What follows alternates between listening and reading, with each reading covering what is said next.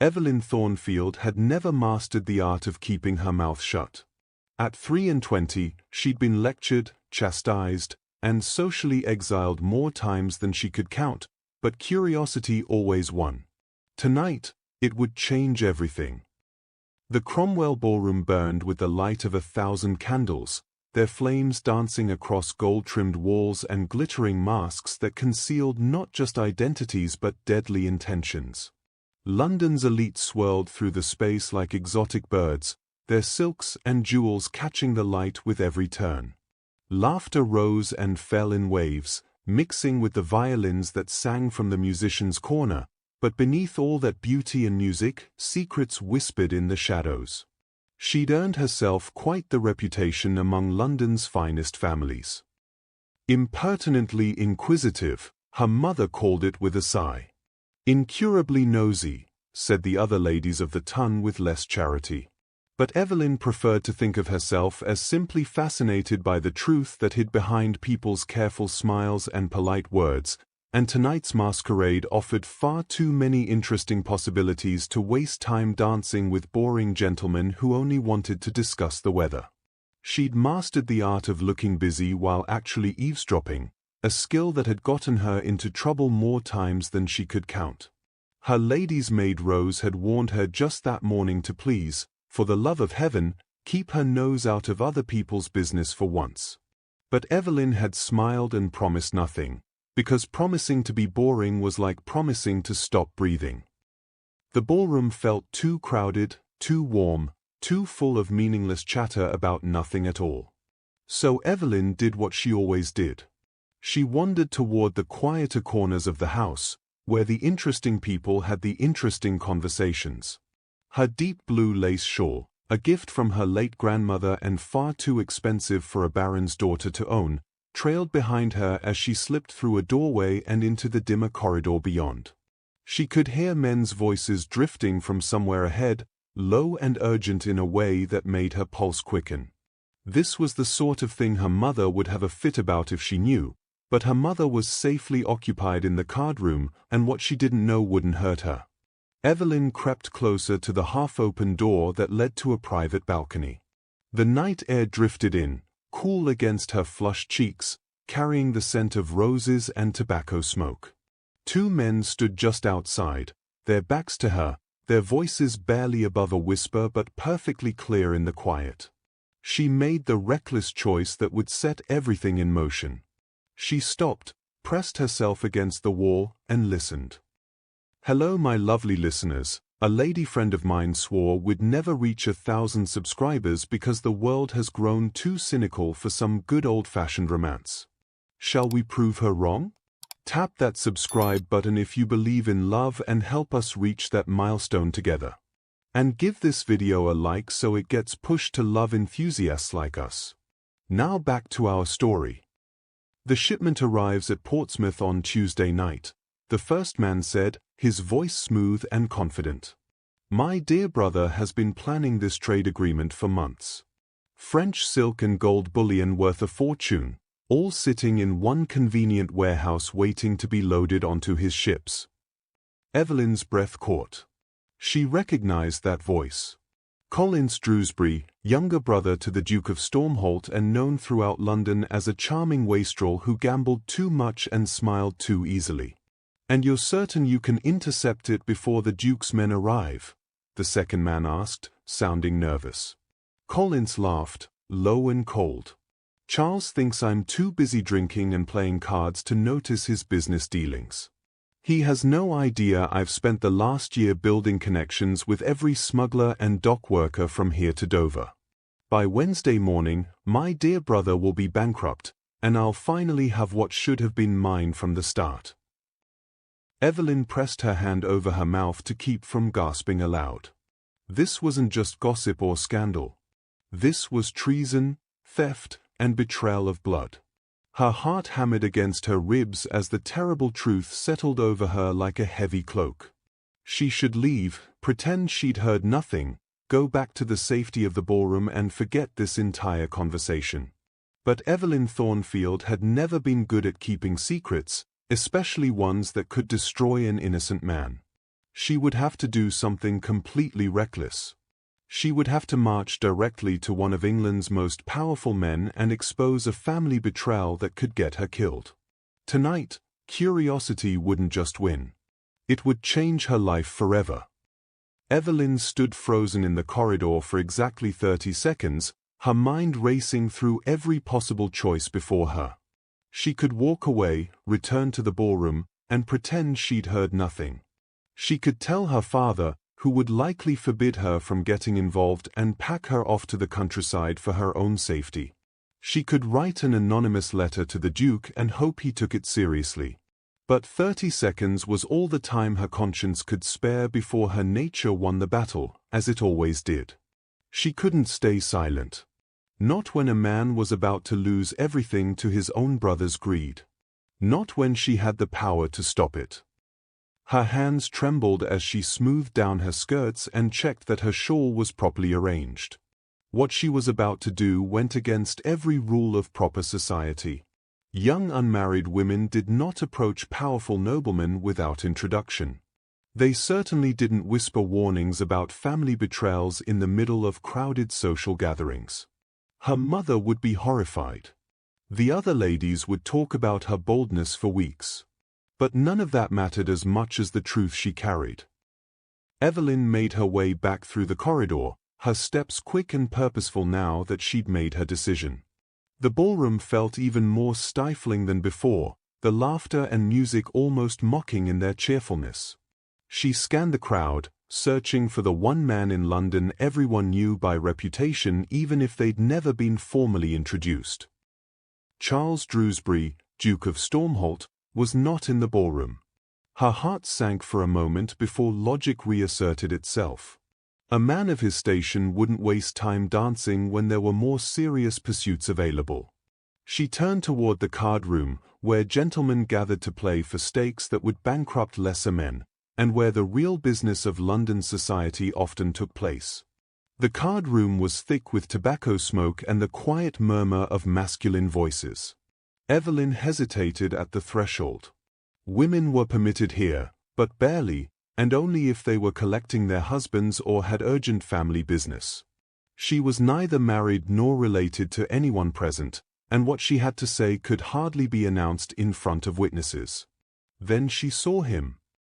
Charles Drewsbury sat at a table near the far wall, his dark hair catching the lamplight, his profile sharp and severe as he studied the cards in his hand.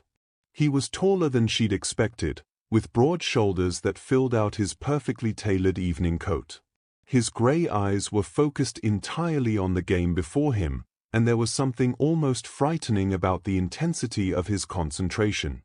This was a man who missed nothing, who calculated every move, who had built a fortune on careful planning and cold judgment.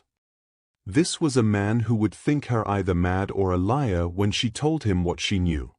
Evelyn took a deep breath and stepped into the room.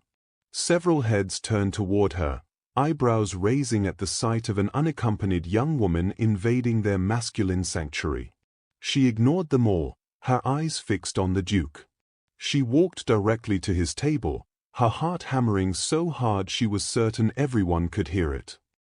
"Your Grace," she said quietly, her voice steady despite the fear coursing through her veins. "I must speak with you immediately. It's a matter of the utmost urgency." Charles looked up from his cards, his grey eyes meeting hers with a coldness that made her want to step back. He studied her for a long moment, taking in her appearance, her obvious nervousness, the way her hands clutched her shawl. The other men at the table had gone silent, watching this unexpected interruption with poorly concealed curiosity. "I don't believe we've been introduced," he said, his voice deep and measured, carrying the kind of authority that came from generations of noble breeding. "We haven't, Your Grace, and I apologize for the breach of protocol, but what I have to tell you cannot wait for proper introductions." Evelyn leaned closer, lowering her voice so only he could hear. "Your brother is going to betray you. It's happening tonight. In Portsmouth, the French shipment. That's all I could gather." She watched his expression change, saw the way his eyes sharpened with sudden attention, the way his hand tightened almost imperceptibly on his cards. For a moment, he said nothing, and she wondered if he would dismiss her as a mad woman or a troublemaker. But then he set his cards down carefully and stood, his full height even more imposing up close. "Gentlemen, you'll have to excuse me," he said to the table. "Something requires my immediate attention." He gestured for Evelyn to follow him to a quieter corner of the room, away from prying eyes and listening ears.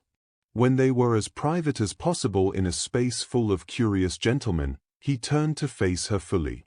"Explain," he said simply, and there was steel beneath that single word. So she did. She told him about the balcony, the conversation she'd overheard, the specific details about the warehouse and the timing. She repeated Collins's words as exactly as she could remember them, watching the Duke's face grow darker with each sentence. When she finished, silence stretched between them, heavy with the weight of what she'd just revealed. "Why should I believe you?" he asked finally. "You could be part of some scheme yourself, or simply mistaken about what you heard." "I could be," Evelyn admitted, meeting his penetrating gaze without flinching. "But I'm not. And if I'm telling the truth, Your Grace, you have perhaps 3 hours before your brother steals everything you've worked for. 3 hours to decide if you trust the word of an impertinent stranger, or if you trust your brother who's plotting your destruction." Something shifted in his expression then, something that might have been respect or simply recognition of her courage in coming to him. He studied her face as if memorizing every feature, and she wondered what he saw there. Did he see honesty? Desperation? The kind of stubborn principle that wouldn't let her walk away from injustice? "What's your name?" he asked. "Evelyn Thornfield, Your Grace." "My father is Baron Thornfield." Charles nodded slowly, his decision made. "Wait here, Miss Thornfield." He strode from the room with the kind of purpose that made men step aside without being asked. Evelyn watched him go, then moved to stand near the wall where she would be less conspicuous. The minutes crawled past like hours as the card games resumed around her, the gentleman pointedly ignoring her presence now that the drama had passed. She saw Charles return with 3 men, all of them serious-faced and armed beneath their evening coats. He spoke to them in low, urgent tones, and then they were moving toward the exit, their departure so swift and purposeful that several guests stopped to watch them go. The Duke paused at the doorway and looked back at her across the crowded room. Their eyes met for just a moment, and then he was gone, riding off into the night to intercept his brother's betrayal. Evelyn released a breath she hadn't realized she'd been holding. Her knees felt weak, her hands still trembling with the aftermath of adrenaline. She'd done it. She'd delivered her warning to the one man who could stop this disaster. Whether he would reach Portsmouth in time, whether her information would prove accurate, whether he would thank her or curse her for this interference, all of that remained to be seen. But she'd kept her conscience clear, and for Evelyn Thornfield, that had to be enough. The road to Portsmouth stretched dark and treacherous before them, illuminated only by the sliver of moon that hung low in the sky. Charles pushed his horse harder than he should have, feeling the powerful animal strain beneath him as they thundered through the night. Behind him rode 6 of his most trusted men, all armed, all sworn to secrecy about this midnight mission. The cold wind bit at his face, but he barely felt it.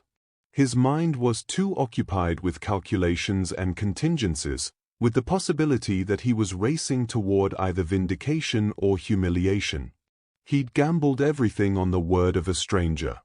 A young woman with earnest brown eyes and a voice that trembled with urgency even as she stood her ground before him. Miss Evelyn Thornfield. He turned her name over in his mind as the miles disappeared beneath his horse's hooves. She'd risked her reputation to warn him, had violated every social convention to approach him with information she had no obligation to share. That kind of courage was either the mark of genuine integrity or exceptional deception. Within the hour, he would know which. Back in London, Collins Drewsbury stood on the Cromwell Ballroom's terrace, a glass of champagne in his hand and satisfaction warming his chest more thoroughly than any liquor could. The evening was progressing exactly as planned.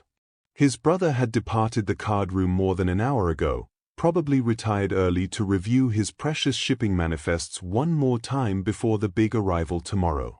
Charles always was tediously predictable, so focused on his legitimate business dealings that he never saw the vultures circling. Collins smiled into his champagne. By this time tomorrow, those shipping manifests would be worthless paper.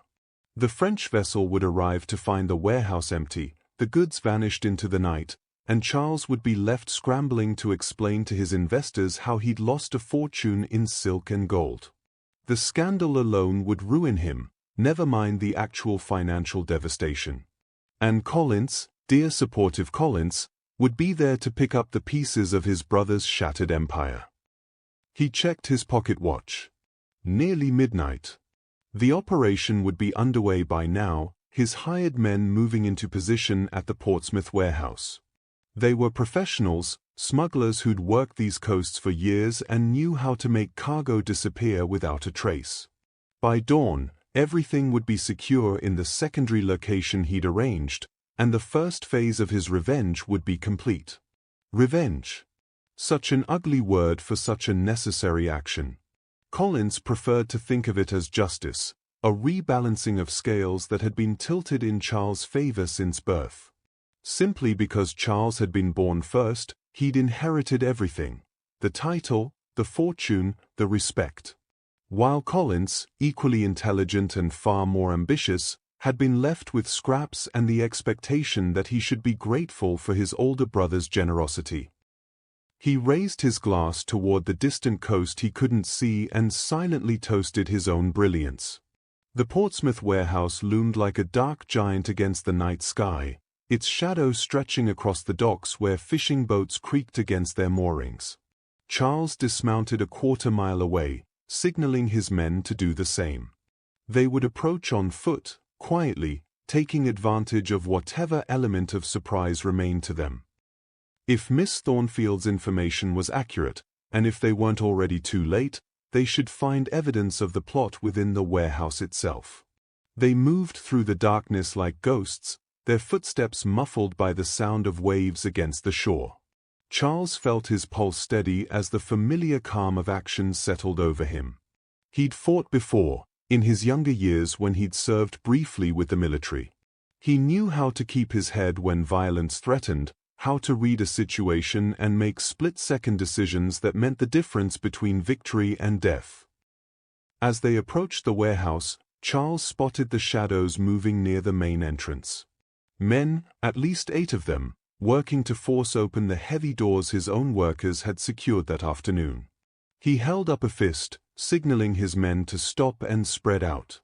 They needed to catch these criminals in the act, needed proof of what they were attempting before making their move. Then one of the smugglers produced a pistol, using its grip to hammer at the lock, and Charles knew they were out of time. "In the name of the Duke of Stormholt, stand down," he called out, his voice carrying across the dock with the authority of generations of noble command. The smugglers froze for half a heartbeat, then exploded into panicked action. Some reached for weapons while others bolted toward the boats. Charles' men surged forward, and suddenly the quiet dock erupted into chaos. Steel rang against steel as swords were drawn. A pistol shot cracked through the night, the bullet whistling past Charles' head close enough that he felt the displacement of air. He drew his own blade and engaged the nearest smuggler, a burly man with a scarred face who fought with the desperate strength of someone who knew capture meant the gallows. They traded blows in the darkness, the man's cutlass crude but effective against Charles' finer sword. Around them, the battle raged in brief, brutal exchanges. Another shot fired. Someone screamed. The sound of fists hitting flesh mixed with grunts of pain and shouted curses. Charles feinted left, then drove his blade forward, catching his opponent in the shoulder. The man dropped his weapon with a howl of pain and stumbled backward. Two of Charles' men immediately moved in to secure him with rope, binding his hands behind his back despite his struggles. The fight was over within minutes. Charles' men were better trained, better armed, and fighting for legitimate purpose rather than criminal profit. 5 smugglers lay bound on the dock, 2 more had escaped into the night, and 1 lay still, a casualty of his own violent choices. Charles felt no satisfaction in the death, only grim acceptance that this was the cost of stopping his brother's treachery. As his men secured the prisoners, a new sound reached them from the water. Charles turned to see a ship approaching, its sails catching the moonlight as it made for the dock. The French vessel, arriving exactly as scheduled, completely unaware that it was sailing into the aftermath of an intercepted theft. The captain, a weathered man named Beaumont who'd traded with Charles' company for years, came ashore with understandable suspicion. His hand rested on the pistol at his belt as he took in the bound men and drawn weapons. But when he recognized Charles standing in the lamplight, his posture relaxed marginally. "Your Grace, what has happened here?" His English was accented but clear. "An attempted theft, Captain Beaumont. These men intended to steal your cargo before my workers could receive it properly." Charles gestured toward the secured warehouse. "I assure you, the situation is now under control, and your goods will be safely transferred as agreed." The captain's eyes narrowed as he studied the captured smugglers. This was no random theft.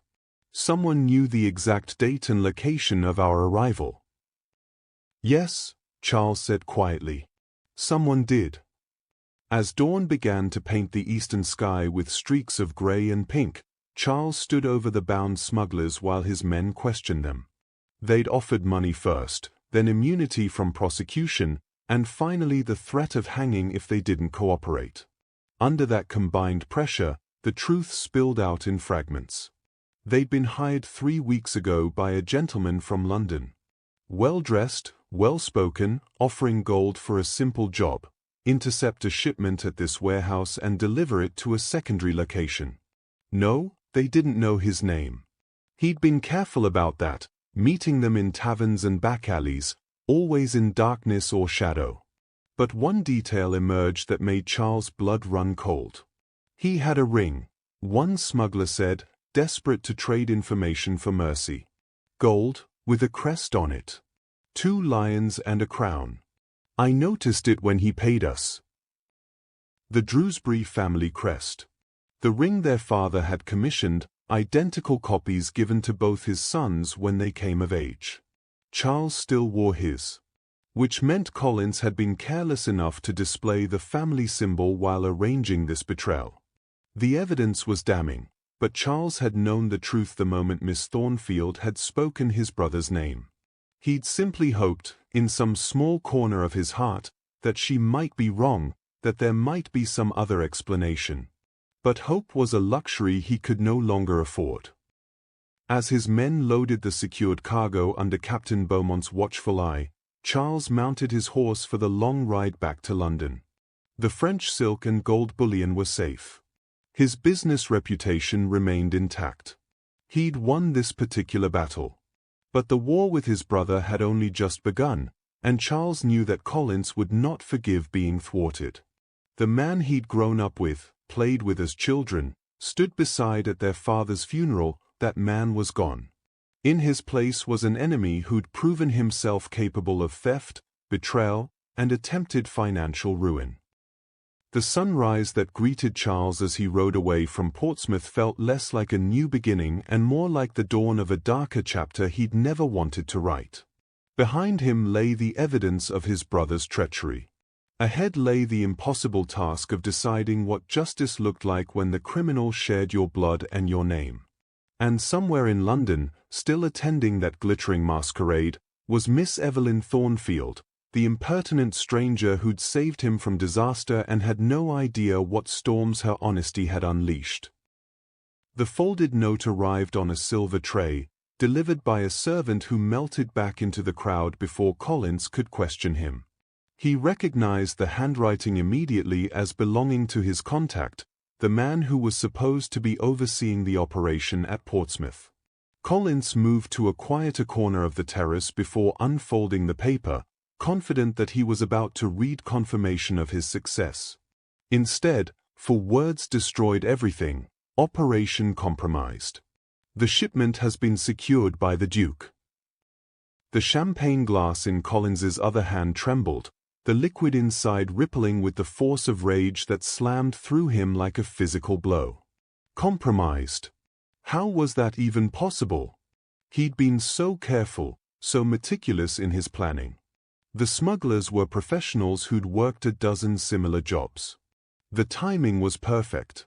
Charles should have been home in his study, completely unaware until morning that anything was wrong.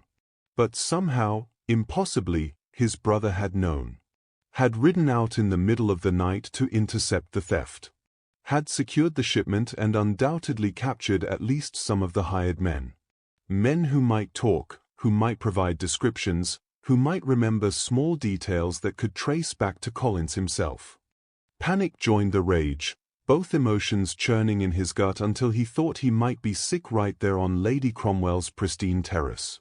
He forced himself to take slow, steady breaths. Panic was useless. He needed to think, to assess the damage, to determine how much danger he was truly in. The balcony. He'd left his planning notes there earlier in the evening when he'd met briefly with his contact to confirm final details.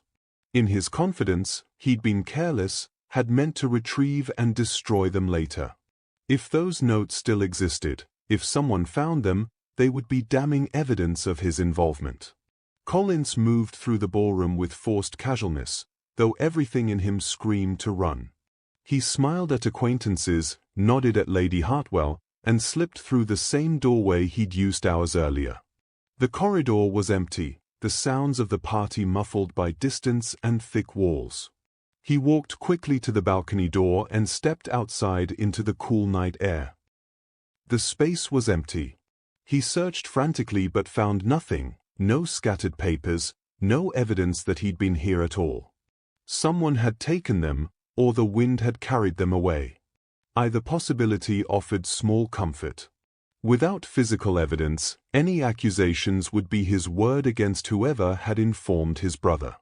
But who had informed Charles? Who could possibly have known? Collins turned to go back inside, his mind already working through the list of people who'd been at the masquerade, trying to identify potential traitors. That's when he saw it, a small piece of fabric caught on a protruding nail near the doorframe. He pulled it free and held it up to the lamplight spilling from the ballroom windows. Deep blue French lace, the expensive kind, with intricate hand-embroidered patterns worked in silver thread. This wasn't the sort of trim found on ordinary gowns. This was the quality that marked wealth and taste, the kind of lace that took skilled artisans months to create. And it was torn, ripped away from whatever garment it had adorned. Someone had been here. Someone had stood in this exact spot, close enough to the doorframe to snag their clothing. Someone had overheard his conversation, had taken his notes, and had gone directly to Charles with the information that destroyed everything. Collins's hands tightened on the delicate lace until his knuckles went white. Rage crystallized into something colder and far more dangerous: purpose. Whoever had betrayed him would pay dearly for their interference, but first he needed to identify them. He pocketed the lace carefully and returned to the ballroom, his eyes now scanning the crowd with predatory intensity. He searched systematically, moving through the dancers and conversationalists, studying every woman's attire with minute attention. Blue fabric was common enough, but this particular shade and quality combination would be rare. An hour passed as he wandered the party, frustration building with each passing minute. Then he saw her near the refreshment table, speaking with an older woman who appeared to be her mother. Evelyn Thornfield, Baron Thornfield's daughter, known throughout society as the girl who couldn't mind her own business. And draped across her shoulders was a shawl of distinctive deep blue French lace, identical in every detail to the piece in his pocket. Except her shawl had a visible tear along one edge, the threads hanging loose where something had been ripped away. Collins felt a smile curve his lips, cold and predatory. So this was his betrayer. This impertinent little nobody who'd somehow stumbled into his private conversation and had the audacity to go running to his brother. She probably thought herself quite the heroine, saving the Duke from his wicked brother's schemes. He crossed the ballroom with deliberate slowness, giving her time to notice his approach. He watched the exact moment recognition flickered across her face, watched her eyes widen slightly as she remembered him from the balcony. Good. Let her realize what was coming. Collins stopped directly in front of her, close enough that their conversation would be private but not so close as to cause scandal. He reached into his pocket and withdrew the torn lace, holding it between two fingers where she couldn't miss it. Her face went pale, the color draining away like water from a broken vessel. "My lady, this appears to be yours," he said softly, his voice carrying just enough menace to ensure she understood the threat beneath the polite words. One must be more careful when conducting one's nocturnal observations. Carelessness can lead to such unfortunate consequences. He watched her struggle to maintain her composure, saw her throat work as she swallowed hard. She didn't reach for the lace, didn't deny it was hers, didn't pretend ignorance. At least she was smart enough to recognize when she'd been caught. Collins tucked the lace back into his pocket, smiled once more with cold precision, and walked away. He didn't need to make further threats. She would understand perfectly well what that torn piece of fabric represented, proof that he knew her identity, evidence of her presence at his private conversation, and a promise that this was far from over. Let her spend the rest of the evening terrified, wondering what he would do next. Let her realize that interfering in his affairs came with a price that proper young ladies were rarely prepared to pay. The game had changed, but Collins was far from defeated. If anything, having a specific target for his revenge made everything simpler. Miss Evelyn Thornfield had just made the worst mistake of her life. The first note appeared 3 days after the masquerade, tucked beneath Evelyn's pillow where only she would find it. Her maid Rose had already made the bed that morning, which meant someone had entered her room during the day, moved through her private space, and left their calling card where she would discover it in the most vulnerable moment of her day.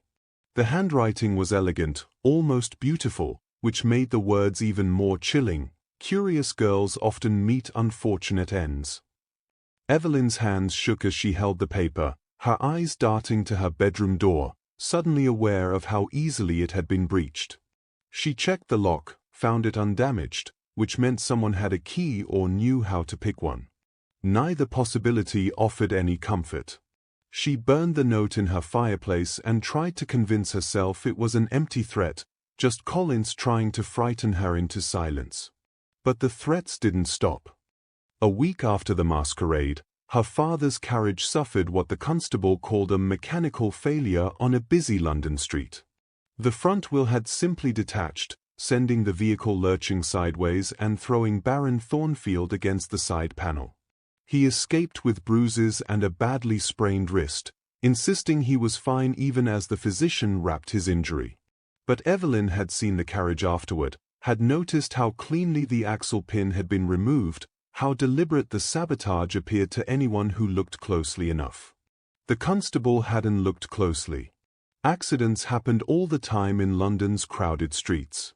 No one wanted to see conspiracy in simple mechanical failure. Except Evelyn knew better. This was no accident.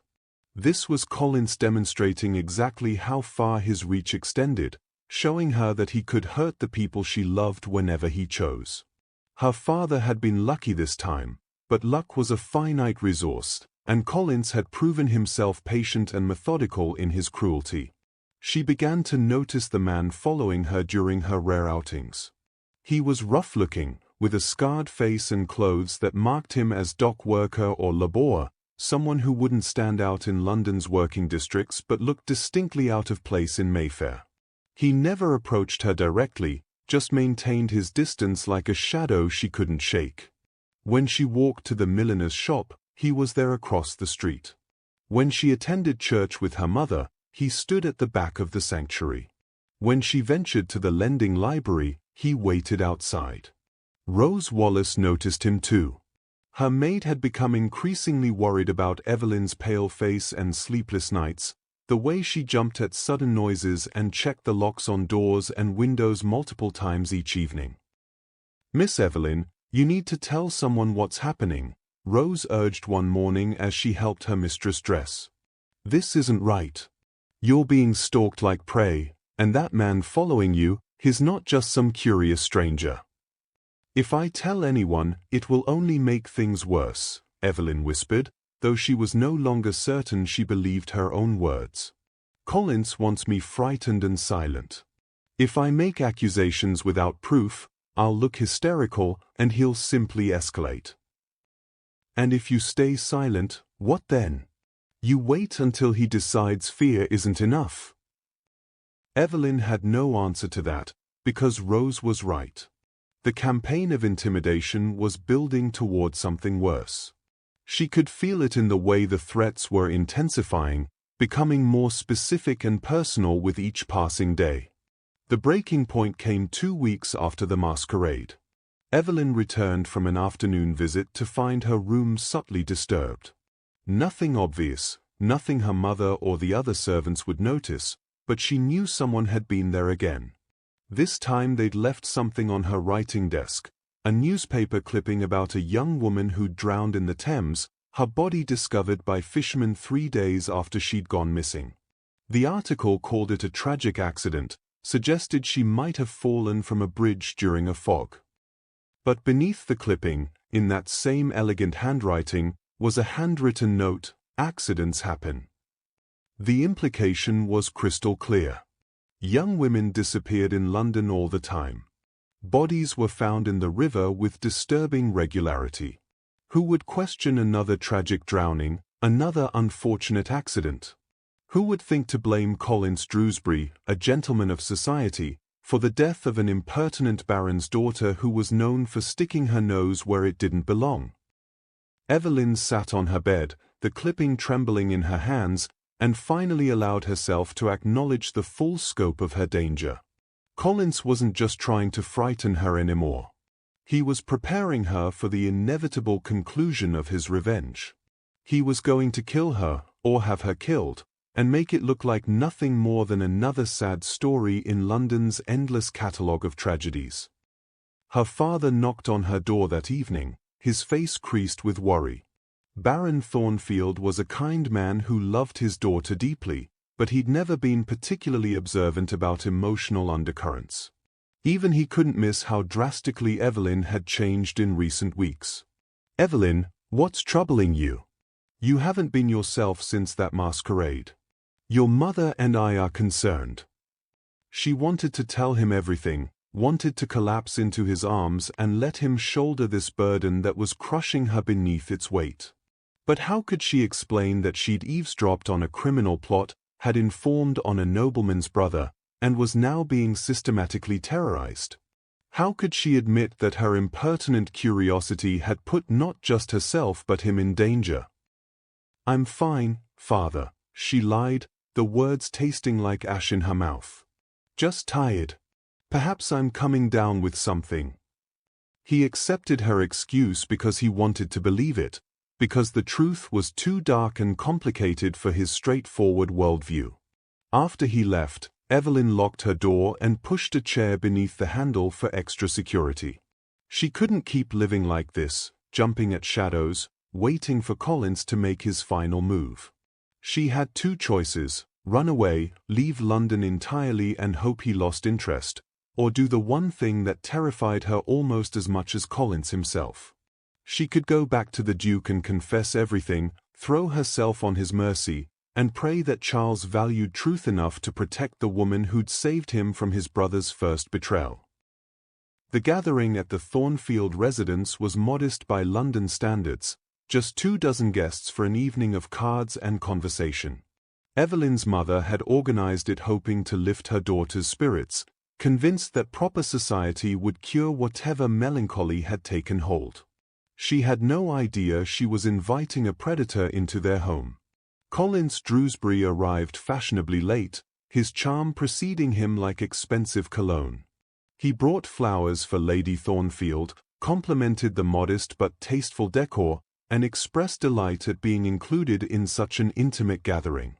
Evelyn's mother practically glowed under his attention, thrilled that a gentleman of his connections would honor their home with his presence. Evelyn felt sick the moment she saw him standing in their entrance hall. He was impeccably dressed in evening clothes that probably cost more than her father earned in 6 months. His smile was warm and genuine as he greeted the Baron, inquiring after his health following the dreadful carriage accident with exactly the right blend of concern and discretion. To anyone watching, Collins appeared to be nothing more than a well-bred gentleman making polite conversation. But Evelyn saw the cold calculation in his eyes when he glanced her direction, saw the predatory patience of a man who knew he held all the advantages and was simply waiting for the right moment to strike. The evening crawled forward with excruciating slowness. Evelyn tried to stay near her parents or other guests, tried to never be alone where Collins could approach her privately. But he was patient and clever, biding his time while he played cards with her father and discussed shipping news with the other gentlemen. He was building credibility, establishing himself as a friendly presence in their home, making it impossible for Evelyn to object to his attendance without appearing rude or irrational. Her opportunity to avoid him evaporated when her mother asked her to fetch more refreshments from the library, where additional supplies had been stored. Evelyn knew it was a trap the moment she entered the book-lined room, knew Collins would follow, but she couldn't refuse without causing the scene she desperately wanted to avoid. She heard his footsteps behind her before the door clicked shut with terrible finality. "Miss Thornfield, how fortuitous to have a private moment," Collins said, his voice carrying none of the warmth he displayed in the drawing room. "I believe we have business to conclude." Evelyn turned to face him, her back pressed against her father's mahogany desk, her hands gripping the edge to keep them from shaking. "We have no business together, Mr. Drewsbury. Please leave before someone notices your absence from the party." "Oh, but we do have business, and you know it." He moved closer, not threateningly but with casual confidence, as if they were simply two acquaintances having a pleasant chat. "You cost me a great deal with your interference. A fortune in silk and gold, to be precise, not to mention the considerable embarrassment of having my carefully laid plans destroyed by an impertinent girl who couldn't keep her nose out of other people's affairs. Your carefully laid plans involved stealing from your own brother and destroying his business. I won't apologize for stopping that." Collins's smile didn't waver, but something dangerous flickered in his eyes. Such self-righteousness. "Tell me, Miss Thornfield, does your father share your moral certainty? Because I wonder how righteous he'll feel when he's standing before a magistrate, accused of running a smuggling operation along the Portsmouth coast." The blood drained from Evelyn's face. "My father has nothing to do with any smuggling operation, and you know it." "What I know is irrelevant. What matters is what I can prove." He reached into his jacket and withdrew a thin folder, placing it on the desk beside her with deliberate care. "Inside here are documents that place your father at the center of an extensive criminal enterprise. Bills of sale with his signature, correspondence discussing illegal shipments, financial records showing payments to known smugglers. Very damning evidence, all of it meticulously forged, of course, but indistinguishable from authentic documents to any magistrate or jury." Evelyn's hands trembled as she opened the folder, her eyes scanning the papers inside. They looked horrifyingly legitimate, her father's signature perfectly replicated, the dates and details all plausible enough to be believed. This wasn't some hastily constructed frame job. Collins had spent considerable time and money creating evidence that could withstand scrutiny. "You're a monster," she whispered. "I'm a man who doesn't forgive interference in his affairs." Your father is an innocent man, Miss Thornfield, but innocent men hang just as thoroughly as guilty ones when the evidence is compelling enough. Unless, of course, you'd like to prevent that unfortunate outcome. He withdrew another document from his jacket, this one sealed with red wax. This contains allegations of treason against my dear brother Charles. Correspondence with French agents, plans to undermine British trade agreements, financial transactions that suggest his selling sensitive information to foreign powers. You're going to plant this in his study where it will be discovered during a routine inspection I've arranged for next week. I won't betray the Duke. He's an honorable man who's done nothing wrong. And your father? Is he expendable in your quest to protect my brother's honor? Collins stepped even closer, his voice dropping to barely above a whisper. You have 3 days, Miss Thornfield. 3 days to gain access to Stormholt House, plant these documents in Charles' private study, and save your father from the gallows. Refuse, and I'll deliver this evidence to the magistrate myself. Your father will be arrested, tried, and hanged within a month, and you'll spend the rest of your life knowing you could have prevented it. The weight of his ultimatum crashed over her like a physical force. This was no longer about threats and intimidation. Collins had created an impossible choice: betray Charles and condemn an innocent man to accusations of treason, or refuse and watch her father die for crimes he never committed. Why are you doing this? She asked, her voice breaking despite her efforts to remain composed. You already failed to steal from your brother. Why escalate to something this terrible? Because failure demands consequences, and you need to understand the price of crossing me. Plant the documents, Miss Thornfield, or bury your father. The choice is entirely yours. He straightened his jacket, his expression returning to the pleasant mask he'd worn all evening, and walked to the door. Before leaving, he turned back one final time. 3 days. I suggest you use them wisely. The door closed behind him with a soft click, leaving Evelyn alone in the library with forged evidence that could destroy 2 men's lives. She sank into her father's chair, her whole body shaking with the force of terror and rage and helpless desperation. She couldn't plant false evidence against Charles. The man had acted on her word, had trusted her warning enough to ride through the night and stop his brother's theft.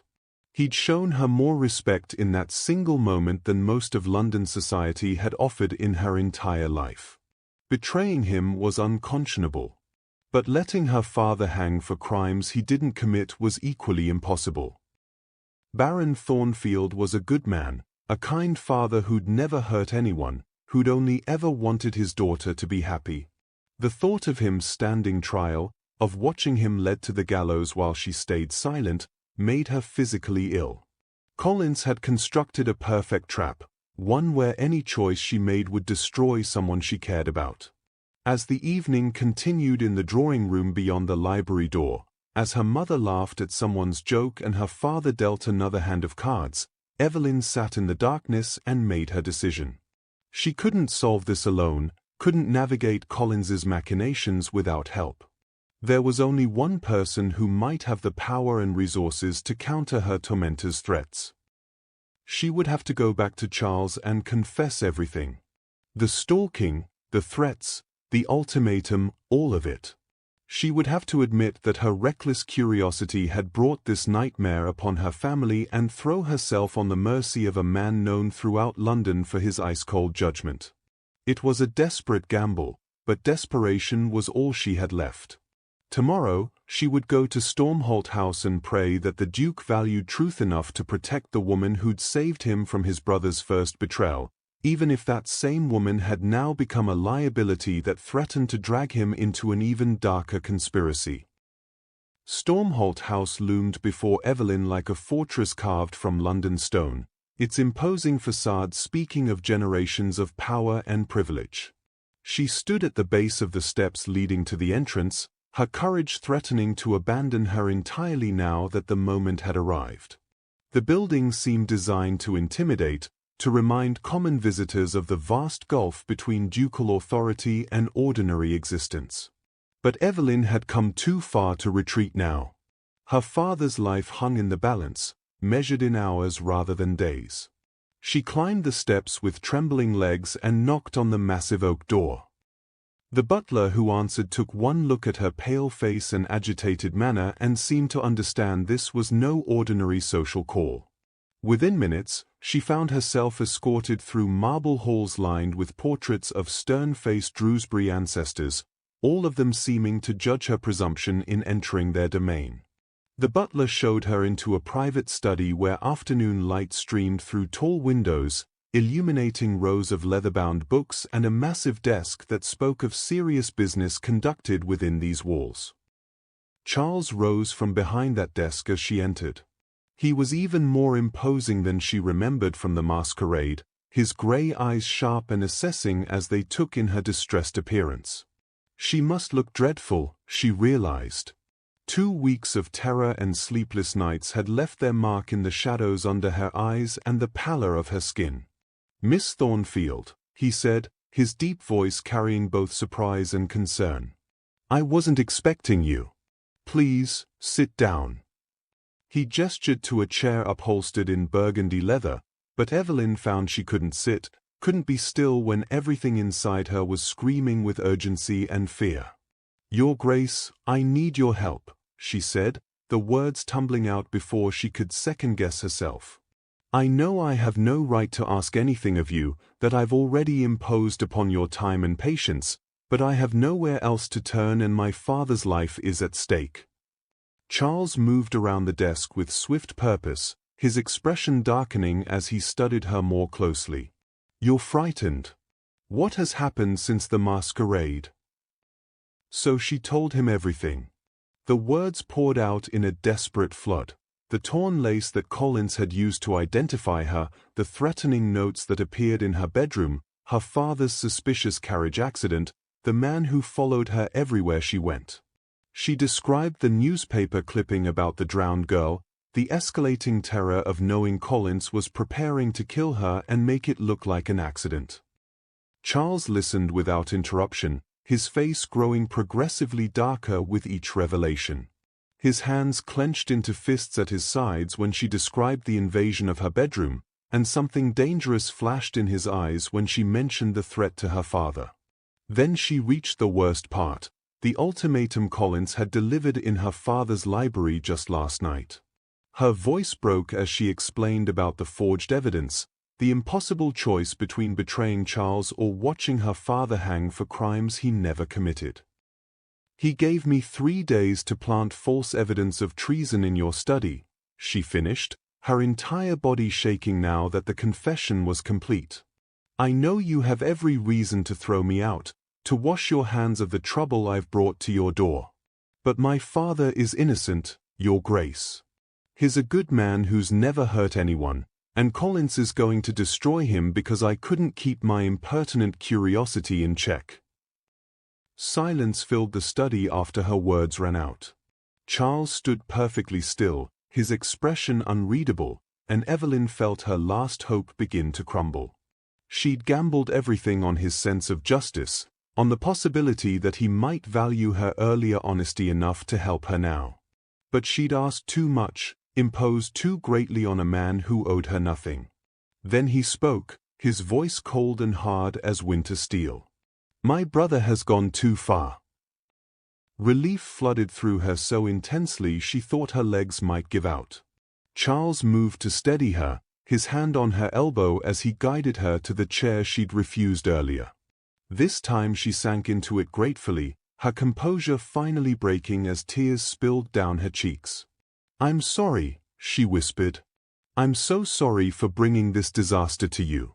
I should have stayed silent at the masquerade, should have minded my own business like everyone always tells me to do." "If you'd stayed silent, I would have lost a fortune and never known my own brother was responsible," Charles said firmly. "You saved me from that, Miss Thornfield, and now I will return the favor. You and your father will be under my protection, starting immediately." He moved back behind his desk and pulled a sheet of paper toward him, already writing with swift, decisive strokes.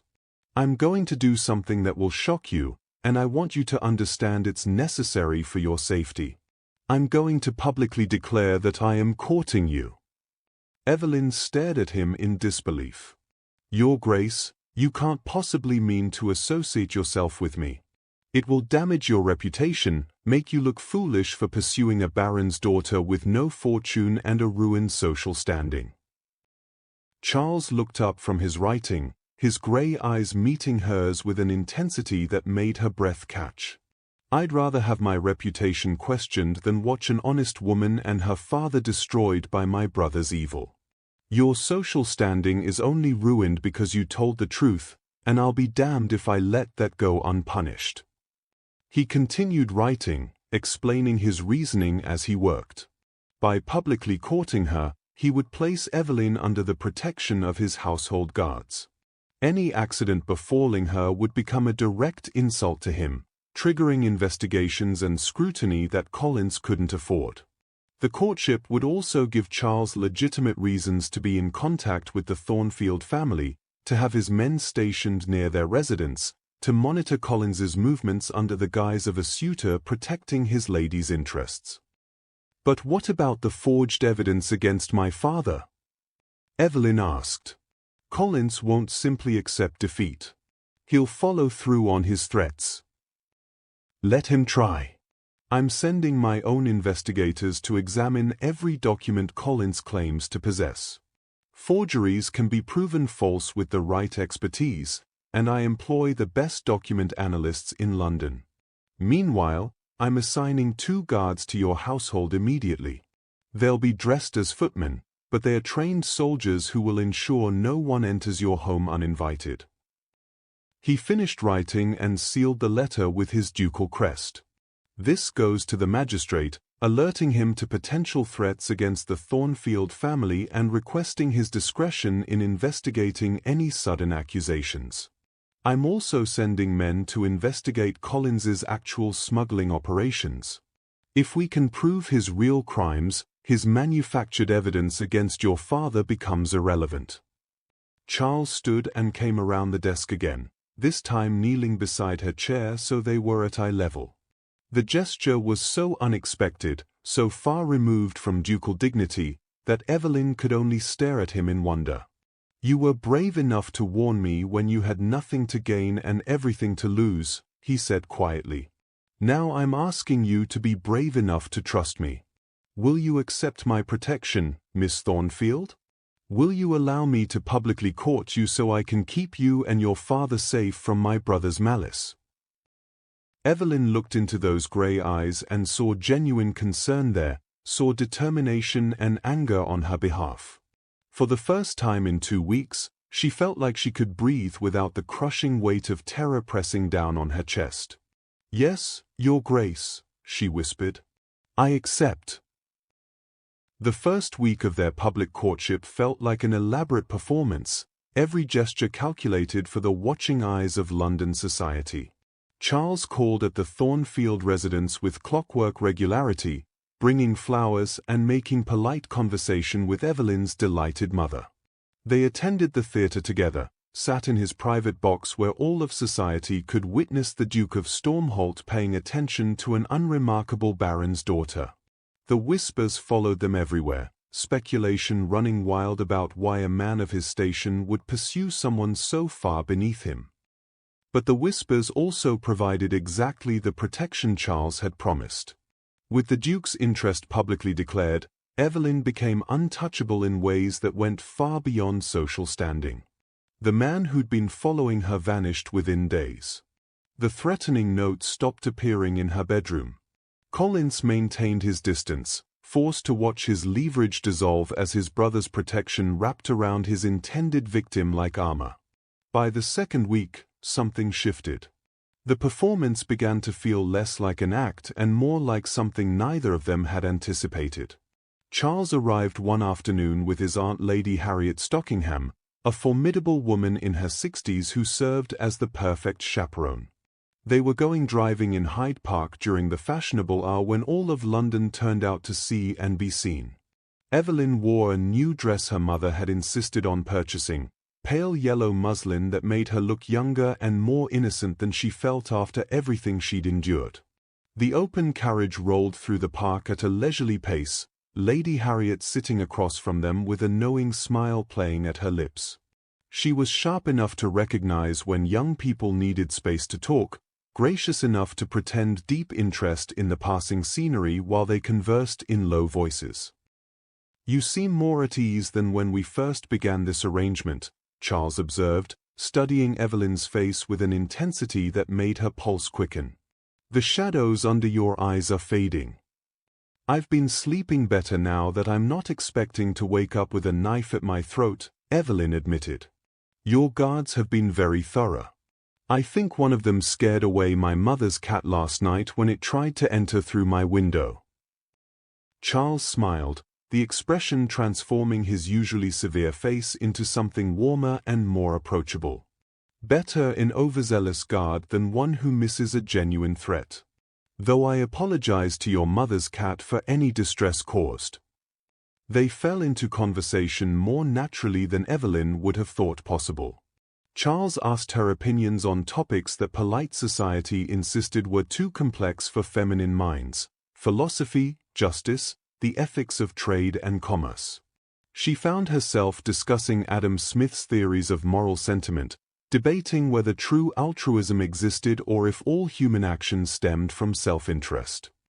"You have a remarkable mind, Miss Thornfield," Charles said after she'd finished explaining her thoughts on moral philosophy. "Most of the women I encounter at social functions only want to discuss the weather or the latest gossip." "Most of the women you encounter have been trained since birth to hide their intelligence lest they intimidate potential suitors," Evelyn replied. "I was fortunate, or perhaps unfortunate, to have a father who encouraged my education and never told me certain subjects were inappropriate for my sex." Charles was quiet for a moment, his grey eyes fixed on some distant point beyond the park's carefully manicured landscape. When he spoke again, his voice carried a vulnerability she'd never heard from him before. "I've been lonely," he admitted. "Surrounded by people every day of my life, and yet profoundly lonely. Everyone tells me what they think I want to hear. My business associates flatter me to secure favorable contracts.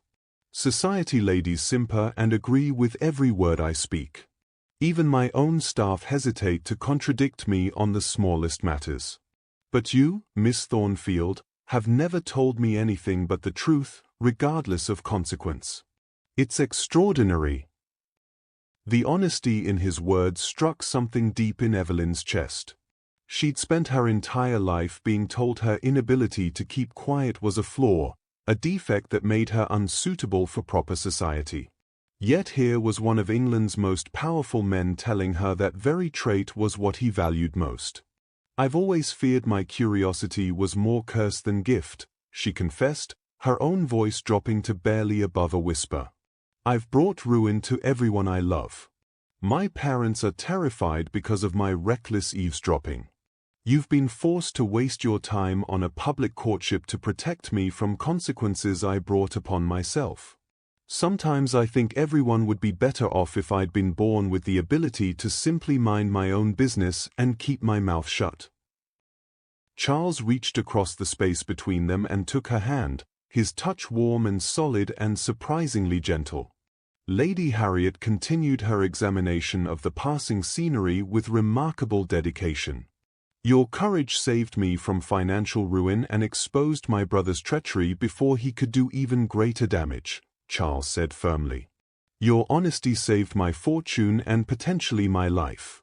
The world doesn't need more people who stay silent when they witness injustice.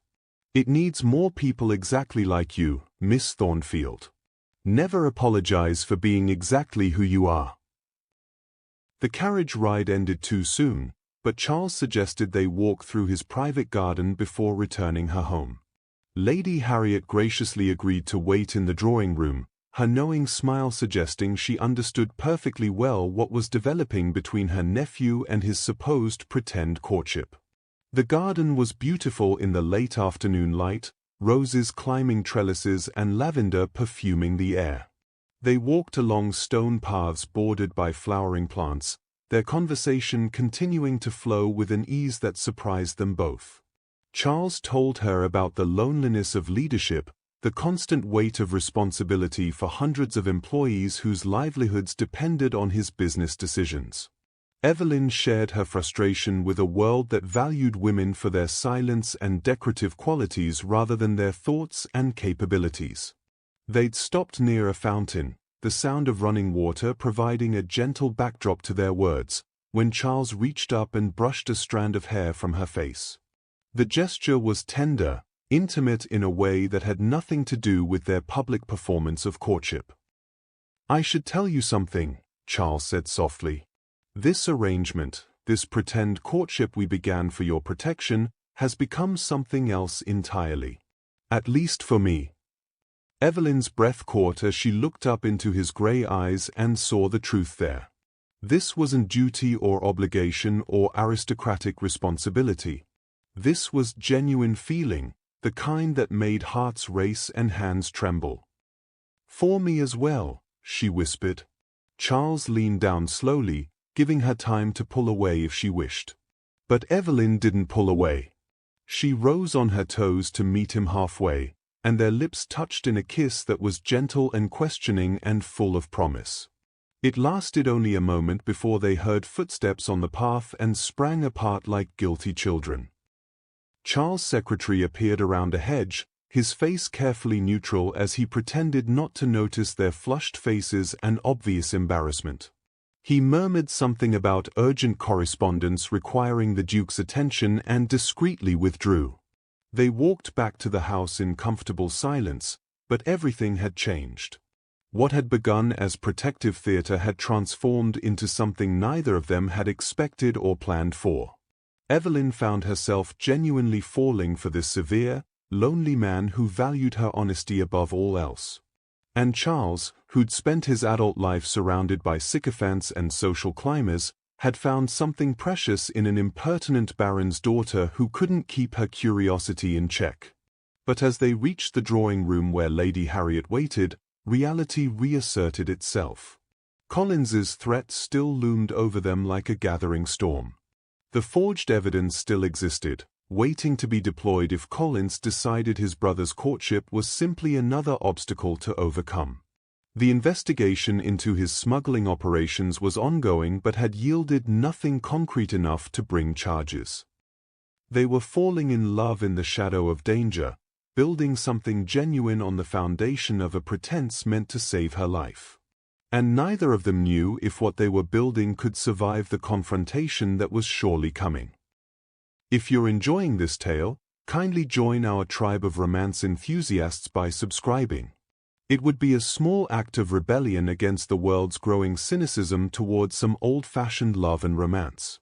Let's keep these stories of love alive together. Because what happens next will test everything Evelyn and Charles have built, and Collins is about to make his most desperate and dangerous move yet. Stormholt House blazed with light on the evening of the Maritime Gala, every window glowing like a beacon across London's fashionable district. Carriages lined the street for blocks, depositing elegantly dressed guests who climbed the steps into what was being called the social event of the season. Charles had spared no expense in celebrating the successful arrival of his French shipment and the announcement of new trade agreements that would expand his business empire significantly. But the true purpose of the evening went deeper than business celebrations. This was a demonstration of power, a public declaration that the Duke of Stormholt remained untouchable despite his brother's schemes. And more intimately, it was Charles' way of showing London society that Evelyn Thornfield belonged at his side, that the woman they dismissed as an impertinent nobody was worthy of ducal attention and respect. Evelyn descended the grand staircase wearing an emerald gown that had been delivered to her home that morning with a note in Charles' handwriting, "Wear this tonight and show them who you truly are." The silk caught the candlelight with every movement, the color bringing out the warmth in her brown eyes and making her skin glow. Her hair was arranged in an elaborate style adorned with pearl pins, and around her neck hung a simple but exquisite diamond pendant that had belonged to Charles' mother. She felt beautiful for perhaps the first time in her life, not because of the dress or jewels but because of the way Charles looked at her when she entered the ballroom. His grey eyes lit with something that went beyond appreciation, something that spoke of genuine affection and pride in having her beside him. The evening unfolded like a fairy tale. Charles introduced her to ship captains and merchants, to members of parliament and foreign diplomats, treating her opinions with the same respect he afforded his business partners. She discussed trade routes with a captain who'd sailed to India, debated tariff policies with a member of the Board of Trade, and found herself genuinely enjoying the kind of intellectual conversation she'd always craved but rarely found in London's ballrooms. Collins was notably absent, though his invitation had been extended as a matter of family obligation. Charles had mentioned earlier that his brother had declined, claiming a prior engagement. The absence should have been a relief, but something about it made Evelyn uneasy. Collins wasn't the type to simply accept defeat and fade into obscurity. As midnight approached, the ballroom grew stifling with the press of bodies and the heat from hundreds of candles. Evelyn excused herself to step onto the terrace for fresh air, assuring Charles she would only be a moment. Two of his guards stood discreetly near the doorway, their presence a constant reminder of the protection that surrounded her. The night air was cool against her flushed skin, carrying the scent of roses from the garden below. Evelyn walked to the stone balustrade and looked out over the darkened grounds, allowing herself a moment of peace away from the noise and spectacle. She was thinking about how dramatically her life had changed in just a few weeks, how terror had transformed into something that felt dangerously close to happiness, when she heard footsteps behind her. She turned, expecting to see Charles or perhaps one of the guards checking on her safety. Instead, she saw two rough-looking men moving toward her with frightening speed. She opened her mouth to scream, but one of them was already there, a cloth pressed against her face that reeked of something chemical and wrong. Chloroform. The word flashed through her panicked mind as she struggled against their grip. She couldn't breathe, couldn't think beyond the desperate animal need to fight. She bit down hard on the hand holding the cloth, tasting blood, hearing a man curse in pain.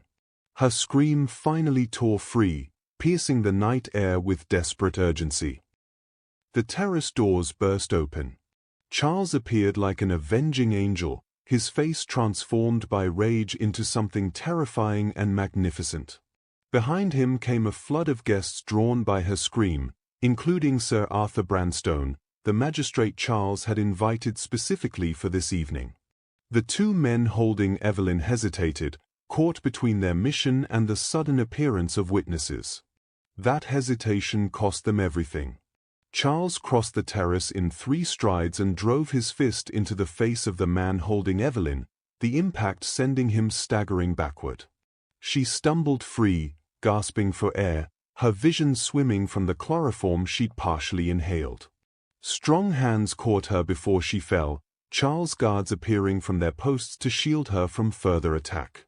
The terrace descended into chaos. Charles grappled with one kidnapper while his guards subdued the other. Guests crowded the doorway, women screaming and men shouting. Sir Arthur pushed through the crowd, his hand on the pistol at his belt, his commanding voice cutting through the pandemonium. "In the name of the crown, stand down." But the fight was already over. Charles had his opponent pinned against the balustrade, one arm twisted behind his back in a hold that spoke of military training. The guards had the second man face down on the stone terrace, his arms bound with the same efficiency. Both kidnappers were bleeding, defeated, their desperate gambit foiled by luck and Charles' quick reaction. Then a new voice cut through the chaos, sharp with desperation and rage. "This wasn't supposed to happen like this."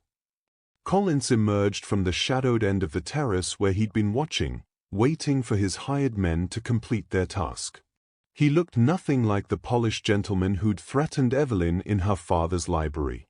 His hair was disheveled, his cravat loose, his eyes wild with the kind of fury that came from watching carefully laid plans crumble into disaster. "Collins," Charles said, his voice deadly quiet as he turned to face his brother while maintaining his grip on the captured kidnapper. "I should have known you'd be too arrogant to stay away." "Arrogant? Me?" Collins laughed, the sound brittle and unhinged. "You're the arrogant one, brother.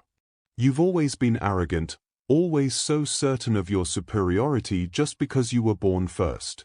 As if those few minutes of difference between us justified you inheriting everything while I got nothing but scraps and empty courtesy titles." Sir Arthur moved forward, but Charles held up his free hand, signaling the magistrate to wait.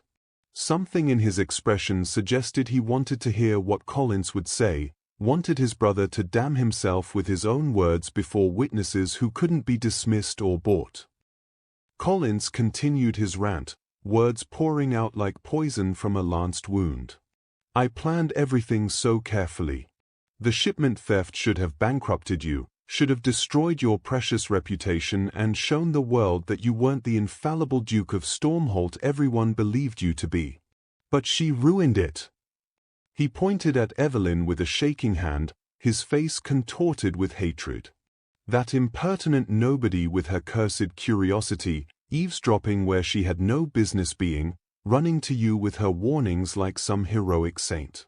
So I decided to make her pay for her interference, to use her to destroy you properly.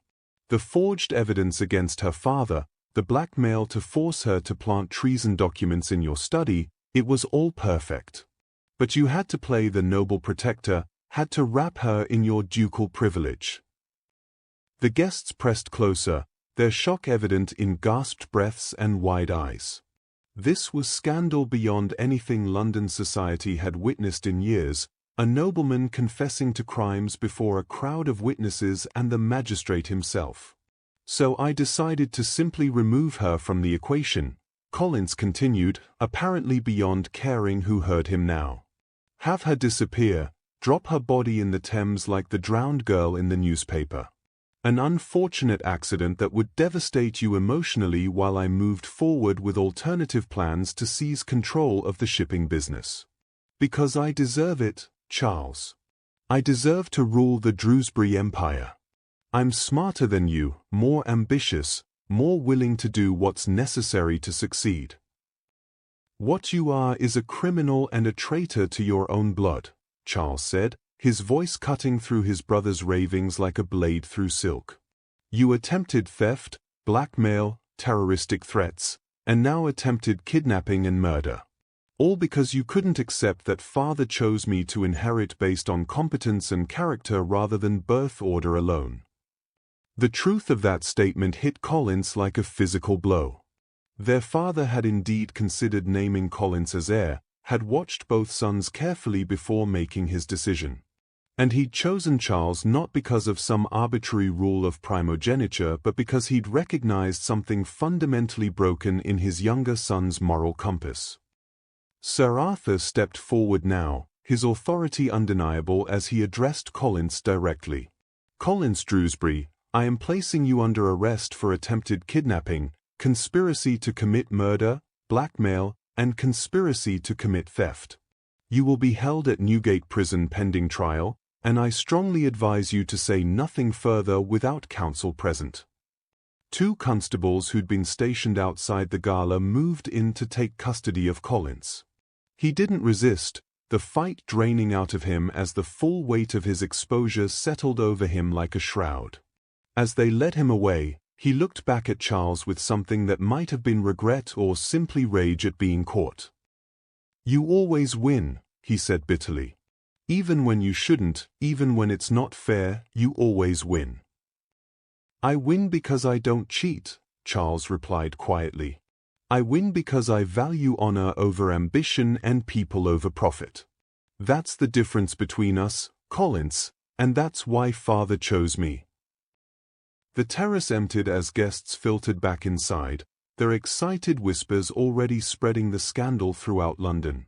The magistrate stayed behind to question the captured kidnappers, who proved remarkably willing to testify against Collins in exchange for reduced sentences. They described the entire network, the smuggling operation Collins had built over years, the contacts with criminals and corrupt dock workers, the money he'd embezzled from family accounts to fund his schemes. Each revelation drove another nail into Collins's coffin, building a case so comprehensive that no amount of money or influence could save him from justice. Charles finally released his grip on the kidnapper he'd been holding, allowing the guards to take custody. Then he turned to Evelyn, who stood trembling despite the warm summer night, her emerald gown torn at the shoulder where one attacker had grabbed her. "Are you hurt?" he asked, his hands gentle as they cupped her face, his eyes searching hers for signs of injury beyond the obvious shock. "I'm all right," she managed, though her voice shook. "You got here in time. You saved me." "You saved yourself," Charles corrected. "You fought back, you screamed, you refused to be taken quietly. That's what gave me time to reach you." He pulled her into his arms then, holding her close while she finally allowed herself to shake with the aftermath of terror. Around them, his guards secured the terrace and Sir Arthur continued his interrogations, but in that moment, none of it mattered as much as the simple fact that they were both alive and Collins's reign of terror was finally over. The Maritime Gala would be remembered not for its celebration of trade agreements but for the dramatic arrest of Collins Drewsbury and the exposure of his criminal empire. And Evelyn Thornfield would be remembered as the brave young woman whose curiosity had saved a duke and whose courage had helped bring a villain to justice. But that was tomorrow's concern.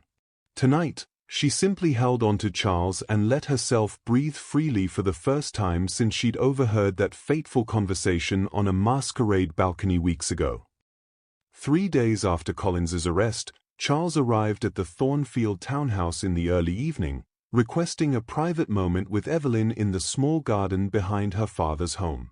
The space was modest compared to his grand estates, just a few flower beds and a stone bench beneath an old oak tree, but it held an intimacy that Stormholt House's formal gardens could never match. They walked in comfortable silence for a few moments, the events of the Maritime Gala still fresh in both their minds. Collins had been formally charged with multiple crimes, and the evidence provided by his captured associates had been damning enough that even the best barristers couldn't construct a defense. Transportation to Australia was the likely sentence, permanent exile from England and everything he'd coveted. Charles stopped beneath the oak tree and turned to face Evelyn, taking both her hands in his. The setting sun cast golden light across his features, softening the severity that usually marked his expression. "I need to tell you something," he began, his grey eyes holding hers with an intensity that made her heart race. "When I proposed this courtship arrangement, it was purely practical, a strategy to protect you from my brother's threats. But somewhere between those carriage rides in Hyde Park and that kiss in my garden, something changed for me.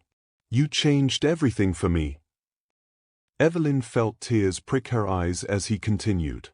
"I don't want a quiet, obedient wife who keeps her thoughts to herself and decorates my life like expensive furniture. I want you, Evelyn Thornfield, with all your impertinent questions and dangerous curiosity and inability to stay silent when you see injustice. Will you marry me? Not for protection or strategy, but because I love you and cannot imagine my life without you in it." "Yes," she whispered, the word barely audible past the emotion closing her throat. "Yes, Charles, I'll marry you." He kissed her then, properly and thoroughly, with none of the hesitation that had marked their first kiss. And Evelyn kissed him back, pouring into that embrace all the gratitude and affection and hope she felt for their future together. The wedding took place 6 weeks later at St. George's, Hanover Square, with all of London society in attendance to witness what had become the most talked-about romance of the season. Evelyn wore ivory silk that shimmered like moonlight, her hair adorned with orange blossoms and pearls. Her father walked her down the aisle with tears in his eyes, proud beyond words that his curious, outspoken daughter had found not just safety but genuine love. Collins was sentenced to transportation the day before the wedding, shipped off to Australia where he would spend the remainder of his life in permanent exile. Charles attended the sentencing but spoke no words of farewell to the brother who'd betrayed him so thoroughly. 5 years passed like a beautiful dream. Evelyn sat in her private study at Stormholt House, surrounded by neat stacks of correspondence and intelligence reports. She'd spent the morning reviewing information from her network of informants, an intricate web of servants, dock workers, clerks, and merchants who reported corruption and illegal activities throughout London's shipping trade. What had begun as a personal interest had evolved into a comprehensive operation that had helped expose dozens of fraudulent schemes and protected countless honest merchants from criminal exploitation. The door opened and Charles entered carrying their 3-year-old daughter Eloise, who squealed with delight at seeing her mother. The little girl had her father's grey eyes and her mother's insatiable curiosity, already asking endless questions about everything she encountered. "What scandal have you uncovered today, my love?" Charles asked with affectionate amusement, settling into the chair across from her desk while Eloise scrambled down to play with the wooden blocks kept in the corner for her visits. "Lord Cromwell is inflating his cargo manifests to avoid paying proper tariffs," Evelyn replied, unable to suppress her satisfied grin. "I've already compiled the evidence and sent it to Sir Arthur. He should have enough to prosecute by the end of the week." Charles laughed, the sound warm and genuine. "Remind me never to cross you. You're more effective than half the magistrates in London combined." "That's because magistrates are bound by rules about what evidence they can collect and how," Evelyn said. "I have no such restrictions. People talk to servants, and servants talk to me." They shared a kiss while Eloise giggled from her corner, pretending not to watch her parents' affection. Evelyn reflected on how dramatically her life had transformed. The impertinent inquisitiveness that had once made her a social pariah now made her one of London's most effective reformers. Her inability to mind her own business had evolved into a powerful tool for justice and social change. That evening, after Eloise had been put to bed, Evelyn sat at her writing desk and began composing a letter. It was addressed to a young woman in Yorkshire who'd written asking for advice after being dismissed from a household for asking too many questions about the master's suspicious business dealings. She wrote carefully, choosing her words with precision. "Dear Miss Pemberton, never apologize for your curiosity or your questions. The world will tell you that quiet compliance is a virtue, that young women should be seen and not heard, that asking difficult questions makes you troublesome and unmarriageable. But I tell you this, questions change the world. Questions expose corruption and protect the innocent. Questions lead to truth, and truth leads to justice. Your curiosity is not a flaw to be corrected but a gift to be cultivated. Use it wisely, use it bravely, and never let anyone convince you that staying silent is nobler than speaking truth." She signed it simply the Duchess of Stormholt and sealed the letter with her ducal crest. Tomorrow it would be posted, carrying encouragement to another young woman who refused to be silent, who insisted on seeing what others preferred to keep hidden. Charles appeared in the doorway of her study, watching her with the expression of quiet contentment that had become familiar over their years together. "Coming to bed?" he asked. "In a moment," Evelyn replied, smiling at the man who'd valued her honesty enough to build a life around it. "I just have one more letter to write." Because there would always be one more letter, one more question to ask, one more truth to uncover. That was who she was, who she'd always been, and who she would continue to be for the rest of her days. The impertinent, inquisitive Duchess of Stormholt, who'd saved a duke with a whispered warning and changed her world by refusing to keep her mouth shut. Lovely listeners, if this story touched your heart, please leave a comment below sharing which moment resonated most with you. I'd also like it if you subscribe to this channel, that is if you haven't already. You'd be supporting a small creator in a world that needs more kindness, more love, and more gentle stories. And if you're up for it, another video will appear on your screen at the end. Click it for another beautiful love story. Thank you for listening, and may you always find the courage to speak truth when your heart calls for it, no matter how impertinent the world may think you are.